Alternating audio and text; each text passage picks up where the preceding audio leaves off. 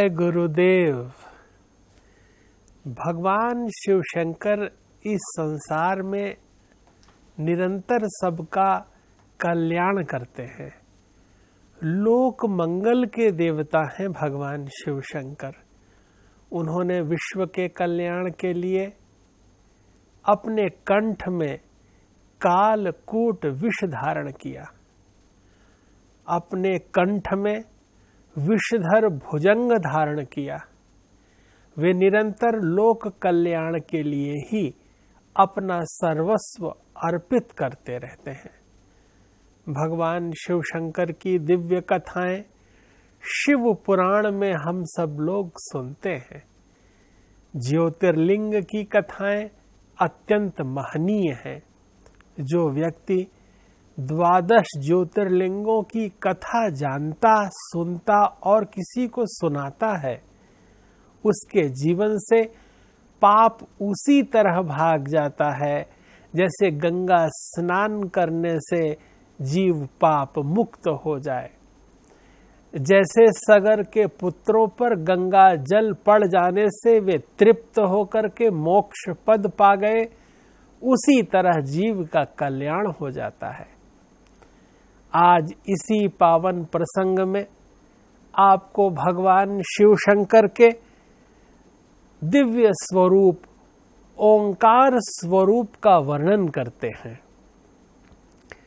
ऋषियों ने शिव पुराण में पूछा कि सूत जी, भगवान शिव शंकर की वह पुनीत कथा सुनाइए जैसे उन्होंने महाकाल के रूप में अपनी दिव्य चेतना से लोक का मंगल किया, तो चौथे ज्योतिर्लिंग के रूप में वे ओंकार कैसे बन गए। तब सूत जी बोले, महर्षियों, ओंकार तीर्थ क्षेत्र में परमेश संज्ञक ज्योतिर्लिंग जिस प्रकार प्रकट हुआ वह आप सबसे बता रहा हूं। प्रेम से सुनिए। एक समय की बात है, भगवान नारद गोकर्ण नामक शिव के समीप जाकर के बड़ी उनकी सेवा करते हुए आराधना करने लगे और निरंतर आराधना करते करते अपने चित्त को भगवतमय बनाने के बाद नारद मुनि टहलते हुए, भ्रमण करते हुए विंध्य पर्वत के निकट पहुंचे और विंध्य पर्वत की तराइयों पर जब वह विंध्य को देखने लगे तब विंध्य पर्वत साक्षात मनुष्य का रूप लेकर नारद मुनि के निकट उपस्थित हुआ और उसने संकोच में ही सही लेकिन कुछ अभिमान पूर्वक यह कहा कि हे देवर्षि, हमारे पास सर्वस्व है, हमारे पास बड़ी बड़ी उपत्यकाएं हैं, धन संपन्नताएं हैं, इच्छा करते ही प्रत्येक वस्तु की उपलब्धता है। आप यहाँ रहें, आपका सदा हम आदर करेंगे। यह सुन करके अभिशाप हरता, अहंकार हरता, ज्ञान प्रदाता, दिव्य दृष्टिदाता देवर्षि नारद ने मन में यह भाप लिया कि विंध्याचल को किंचित अहंकार है और चूंकि ऋषिजन, मुनिजन, ज्ञानीजन, गुणीजन अहंकार का ही नाश करते हैं, अस्तु उन्होंने बहुत धीरे से एक बात यह कही कि विंध्य, तुम्हारे पास तो सब कुछ है लेकिन तुम्हारे पर्वत शिखर मेरु पर्वत की तरह बड़े नहीं हैं।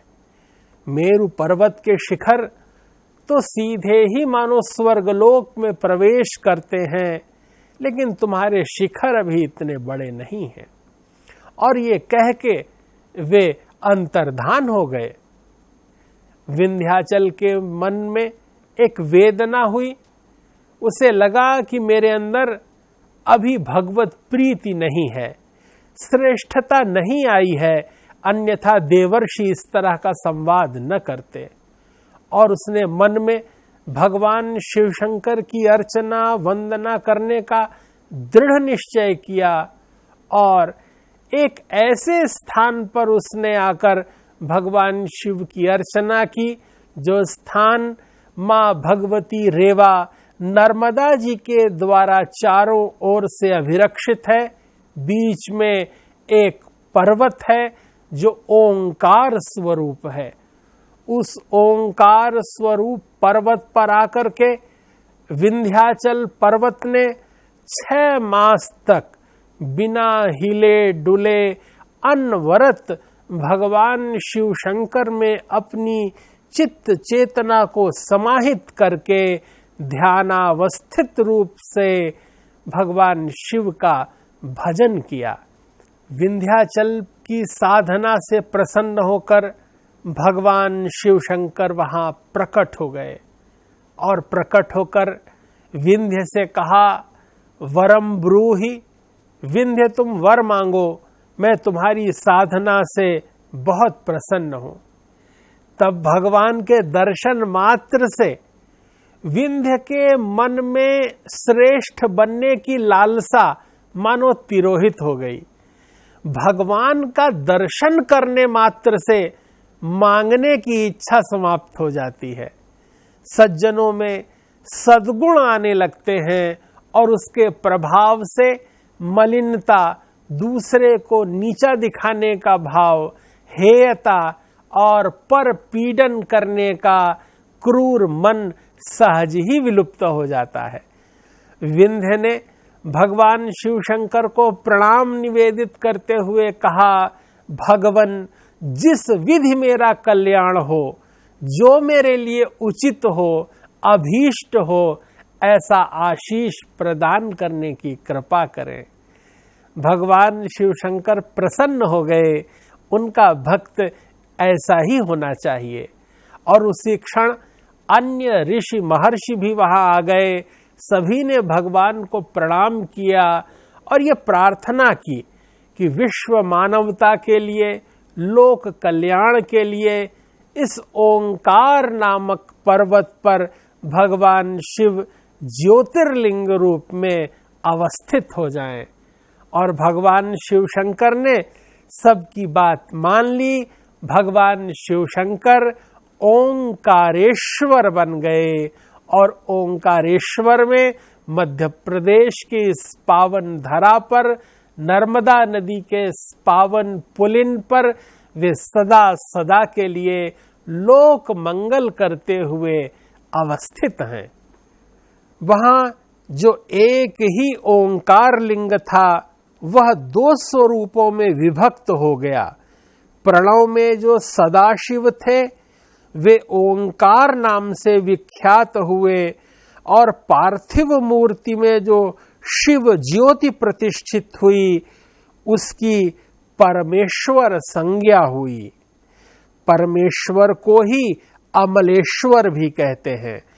इस प्रकार ओंकार और परमेश्वर ये दोनों ज्योतिर्लिंग भक्तों को अभीष्ट फल प्रदान करने वाले उस ओंकार पर्वत में नर्मदा जी के एक ओर ओंकार और दूसरी ओर परमेश्वर प्रतिष्ठित हुए, जिन्हें अमलेश्वर भी कहते हैं। इस प्रकार भगवान ओंकारेश्वर की इस दिव्य ज्योतिर्लिंग की कथा सुनने वाले आप सभी की चित्त चेतना में भगवदीय कृपा प्रतिष्ठित हो। पूज्य महर्षि महेश योगी जी के इस दैवीय संस्थान के माध्यम से वेद विद्या मार्तंड ब्रह्मचारी डॉक्टर गिरीश जी और हम सब की ओर से आपके लिए बहुत बहुत मंगल कामनाएं। जय गुरुदेव, जय महर्षि।